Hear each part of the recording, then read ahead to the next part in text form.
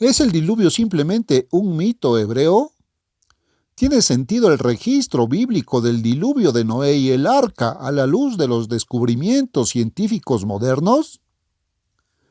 Durante los últimos 100 años, la credibilidad de la Biblia ha estado bajo serias dudas. A muchos les ha costado creer en un libro que habla de Jonás y la ballena, un día extra largo en la época de Josué, Cristo caminando sobre el agua, Sadrach, Mesach y Abednego sobreviviendo al horno de fuego, Adán y Eva, los israelitas cruzando el Mar Rojo, y una gran cantidad de relatos similares escritos de manera positiva como si realmente sucediera. Quizás el largo relato bíblico del diluvio de Noé en Génesis ha suscitado más preguntas que ningún otro. ¿Es irrazonable creer en el diluvio? ¿En el arca? Los descubrimientos científicos modernos realmente han hecho que el relato de las Escrituras esté obsoleto. Si bien las muchas ramificaciones del diluvio no se pueden discutir en un artículo breve, este artículo examinará las principales objeciones al diluvio bíblico y al arca. Veremos que la Biblia es consistente con otros campos del conocimiento. La Escritura es razonable. Examinemos las diversas preguntas principales expresadas sobre Génesis 6 al 9 y veamos cómo los datos recientes verifican realmente este registro antiguo. Ahora se ha vuelto muy popular entre muchos pensar en el diluvio simplemente como un evento regional limitado. Durante el siglo pasado, la universalidad del diluvio, una vez comúnmente aceptada, encontró una gran oposición. Uno por uno, los principales científicos y teólogos se pusieron del lado de los conceptos evolutivos y uniformistas. Pronto no se encontró lugar para un diluvio mundial. Seguramente se razonó, si el diluvio es una realidad, fue solo un evento mesopotámico local. No es mi propósito presentar una exégesis bíblica completa sobre la universalidad del diluvio. Sin embargo, asumir cualquier otra cosa es claramente contrario al peso de la revelación y la razón bíblica. La necesidad de un arca marítima es una razón convincente para creer en los efectos intercontinentales del diluvio. ¿Por qué ordenarle a Noé que construyera un arca cuando simplemente podría haber emigrado a una región no inundada? Tampoco tendría sentido llevar representantes animales de todo tipo a bordo del arca si solo se inundara un área limitada de la tierra. Génesis 6, del 19 al 20. La razón específica del diluvio fue destruir toda la vida terrestre que respiraba aire, especialmente el hombre mismo. Génesis 6:17. La arqueología demuestra que el hombre había migrado alrededor del mundo. Cualquier cosa menos que una destrucción universal no habría cumplido el propósito principal de Dios del diluvio. Entonces, es lógico creer que el diluvio fue de alcance universal, cuando se consideran tanto las Escrituras como la razón. Pero, ¿qué pasa entonces con el origen de las aguas del diluvio? ¿Hay suficiente agua en la tierra para cubrirla por completo? Si uno observa un globo con atención, podría llegar a la conclusión de que tierra es un nombre inadecuado, porque en lugar de ser principalmente tierra firme, su superficie tiene más del 71% de agua. Vivimos en un planeta acuoso. Además, tenga en cuenta que los océanos tienen un promedio de 12.450 pies de profundidad, mientras que la altura promedio de la superficie de la Tierra es de solo 2.600 pies. La proporción está claramente abrumadoramente a favor del océano y no de la Tierra. No se nos dice en la Biblia exactamente cómo Dios inundó la Tierra. Recuerde que el diluvio no fue un evento natural. Dios lo provocó sobrenaturalmente, aunque usó agentes naturales. ¿Cuáles son las facilidades naturales que Dios podría haber usado para cumplir su propósito? Estas son algunas de las posibilidades. 1. Elevar las cuencas oceánicas y por lo tanto forzar el agua hacia la tierra. 2. Bajar los continentes como unidades. 3. Agregar agua a los océanos desde cuencas subterráneas. Ver Scientific American, mayo de 1966, artículo Agua bajo el Sahara. Dios indudablemente usó una combinación de factores para lograr su voluntad.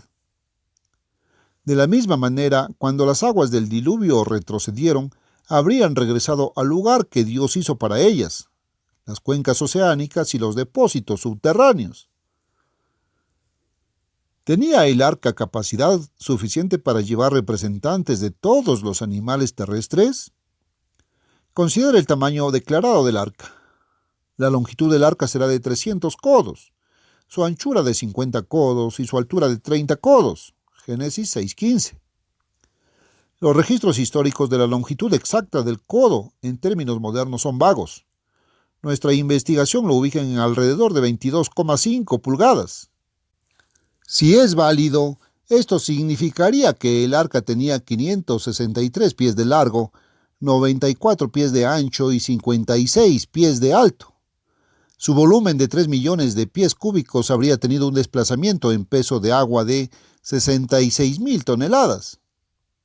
Esta es la misma capacidad que 1,000 vagones de carga del ferrocarril estadounidense. Ese es el tamaño de un transatlántico. Pero si el codo fuera equivalente a 18 pulgadas, todavía habría mucho espacio en su casco de 450 pies de largo, 75 pies de ancho y 45 pies de altura. Esto aún podría haberle dado una capacidad de carga de 500 vagones de carga, 1,5 millones de pies cúbicos. No fue hasta el siglo XIX que se construyeron embarcaciones más grandes. Muestra la existencia de conocimiento especializado y habilidad en ese mundo antiguo que no se volvió a demostrar hasta tiempos recientes. Los arqueólogos están confirmando este nivel de conocimiento generalmente inesperado, a medida que encuentran más y más evidencia de habilidades avanzadas entre los primeros humanos. ¿Cuánto espacio necesitaba Noé para todos esos animales? Algunos malinterpretan pensando que el arca tenía que albergar representantes de toda variedad de animales, un par de cada tipo de impuros, no comestible, y 7 pares de cada tipo de limpios, comestible, fueron llevados a bordo. Cada tipo de criatura representaba una serie de variedades. Por ejemplo, ahora se han desarrollado más de 100 razas de perros. Todos son del mismo tipo de génesis. Solo un par de perros necesitaba estar en el arca. Dios originalmente puso dentro de cada tipo de criatura una capacidad genética fantástica. A medida que pasó el tiempo, aparecieron más y más variedades, pero estas variaciones del mismo tipo de criatura no tenían que estar todas a bordo del arca corporalmente. Estaban ahí genéticamente dentro de la pareja, o 7 parejas, según sea el caso, tomadas en el arca. No es necesario considerar la vida marina. Sobrevivió en las aguas del diluvio. También hubo muchas otras formas simples de vida acuática que no fueron dañadas por el agua. Considere que alrededor del 60% del reino animal vive en el mar, y el 28% del reino animal son insectos. El 12% restante promedia el tamaño de un mono rhesus. Si tuvieran que llevar insectos en el arca, y esta es una pregunta discutible, con cada par de especies modernas conocidas de insectos con 16 pulgadas cúbicas de espacio, solo se requerirían 21 vagones de carga de espacio. Contando solo los tipos de génesis, el espacio requerido es mucho menor. Las estimaciones precisas del número de especies de mamíferos, aves, reptiles y anfibios en la Tierra hoy en día es de aproximadamente 18,000. Nuevamente, reconociendo que solo se incluyeron géneros, no necesariamente especies, habría mucho menos animales reales a bordo del arca. La mayoría de los animales son inmundos y había un par de cada animal inmundo. Pero seamos liberales y digamos que había 40,000 animales del tamaño de un mono rhesus en el arca.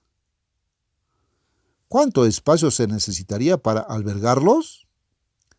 Se envió una carta sobre el alojamiento de animales al Zoológico de Londres. Su respuesta fue: la mayoría de los animales pueden mantenerse en confinamiento muy cerrado durante largos periodos y permanecer perfectamente sanos. Un mono rhesus, digamos, puede mantenerse indefinidamente en una jaula de aproximadamente 2 pies 6 pulgadas cúbicas, 15 pies cúbicos. Si el codo tuviera 22,5 pulgadas de largo, 40.000 jaulas, cada una lo suficientemente grande para un mono rhesus, solo habría ocupado el 20% de la capacidad de carga de 3 millones de pies cúbicos del arca. Entonces queda claro que el interior del arca era totalmente adecuado para los animales, el suministro de alimentos y los humanos a bordo durante el diluvio. Cada masa de tierra aislada o continente tiene animales o aves que no se encuentran en ningún otro lugar. Australia tiene su canguro, oso koala, ornitorrinco y demonio de Tasmania. América del Norte cuenta con el castor, la serpiente de cascabel, el mapache, el pavo y la zarigüeya. América del Sur ofrece llamas, carpinchos y perezosos. Asia tiene su pavo real y su oso panda.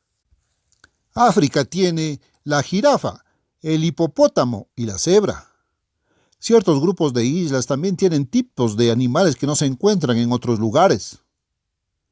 ¿Cómo se segregaron todos estos animales después de salir del arca? Considere que Dios, no Noé, originalmente trajo los animales al arca. Génesis 6:20. No habría sido un asunto difícil para él asegurarse de que ellos también se redistribuyeran después del diluvio. Dios es el originador de la migración animal. Fue su voluntad que los animales, así como la humanidad, se reabastecieran y poblaran reinos geográficos limitados después del diluvio.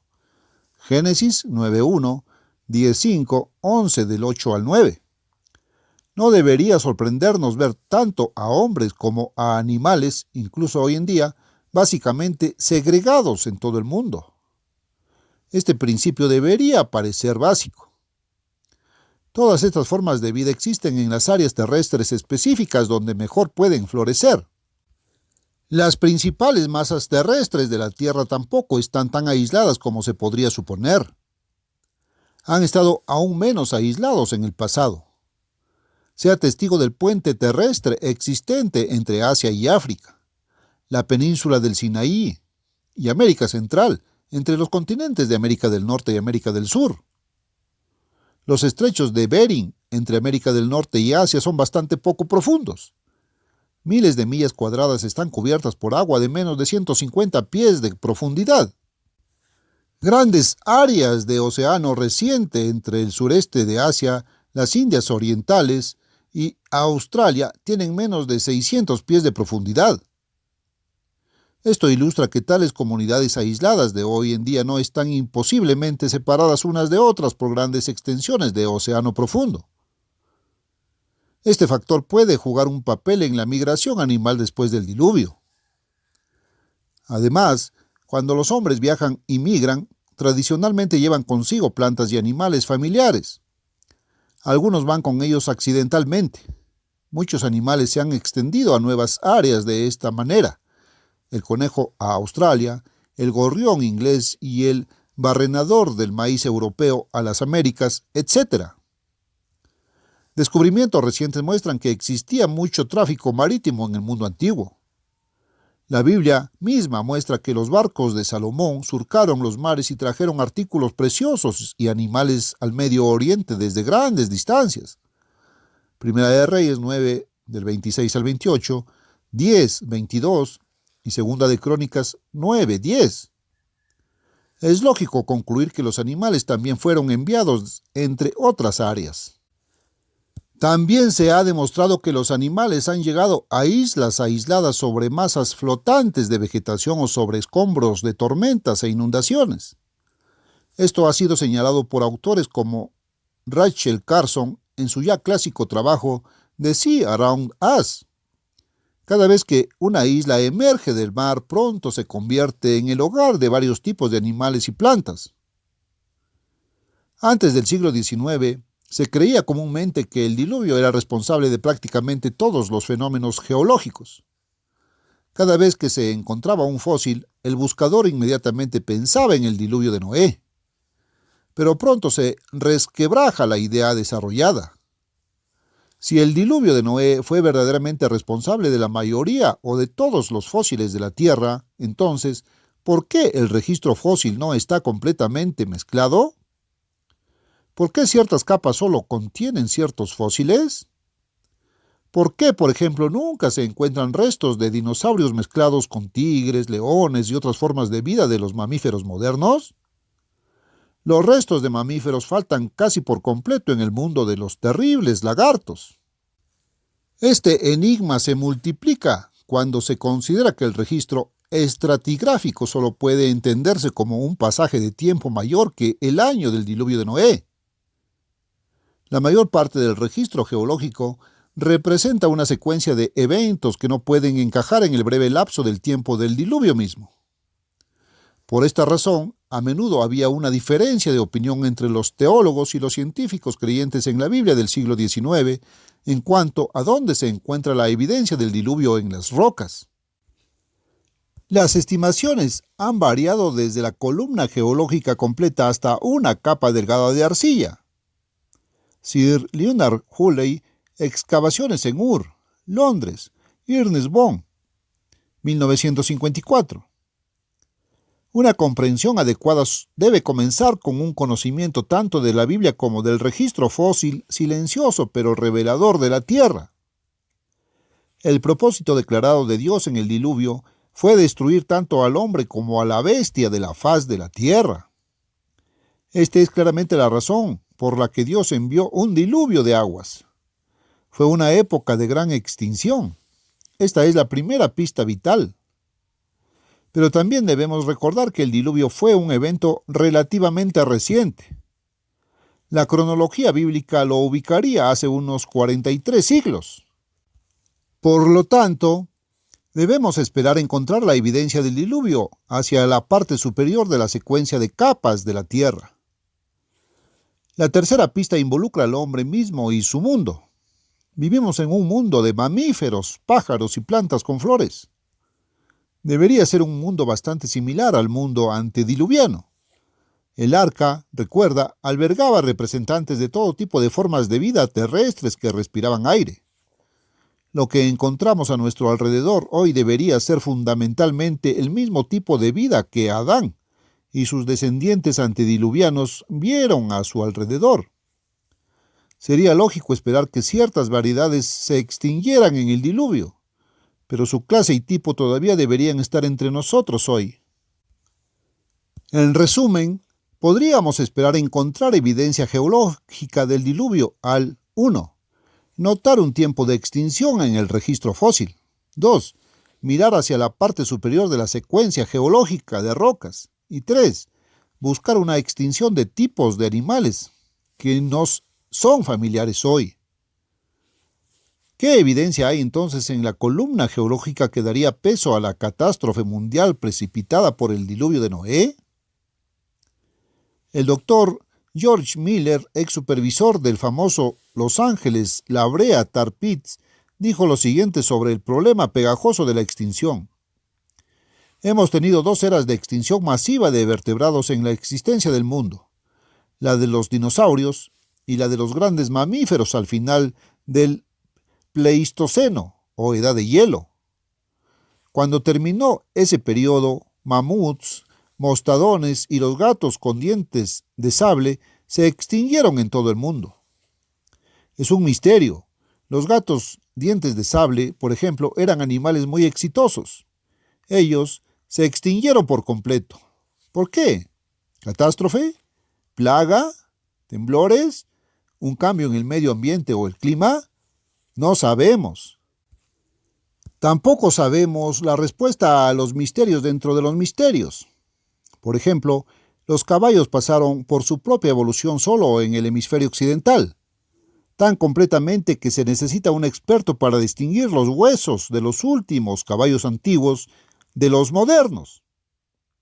Se extendieron por todo el mundo, llegando a los otros continentes, creemos, a través del puente de tierra en el que ahora se encuentra el estrecho de Bering. Los camellos siguieron casi el mismo patrón. Sin embargo, tanto los caballos como los camellos se extinguieron en el hemisferio oeste. Los caballos permanecieron borrados de la faz de las Américas hasta que los españoles los reintrodujeron hace apenas 500 años. De nuevo, ¿por qué? Holiday, Kate, Revista West, 30 de julio de 1972, Baitar Preserve, páginas 11 y 14. Esta cita reveladora brinda algunos hechos fundamentales de la paleontología, puntos que haremos bien en considerar. Tenga en cuenta que ha habido 2 tiempos de extinción masiva de vertebrados en toda la historia de la Tierra.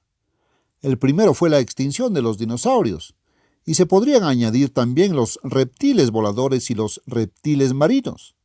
La segunda y más reciente extinción de vertebrados fue la de los mamíferos, comúnmente de tamaño gigante en comparación con los que viven hoy en día. La extinción de los mamíferos es especialmente interesante. Es reciente. Los mamíferos son los vertebrados dominantes en la actualidad, y como podría sospecharse, su desaparición selectiva después de un periodo de vida exitosa es un misterio para la ciencia. Tomemos, por ejemplo, América del Norte. Al final de la Edad de Hielo, los cazadores de América del Norte estaban matando al mamut imperial en el oeste y al mastodonte en partes del noreste. Más al norte, el mamut lanudo vivía despreocupado a lo largo de los márgenes de los glaciares. América del Norte era un paraíso para los elefantes. Pero estas formas gigantes, ahora extintas, de elefantes no estaban solas. En aquella época de gigantes encontramos castores tan grandes como osos, armadillos gigantes, perezosos terrestres gigantes que pesan tanto como los elefantes actuales, bisontes con cuernos fantásticos de 6 pies, los grandes gatos con dientes de sable y jaguares gigantes. Estos, juntos con caballos y camellos, desaparecieron. ¿Por qué? La tierra era muy adecuada para ellos. La edad de hielo había terminado.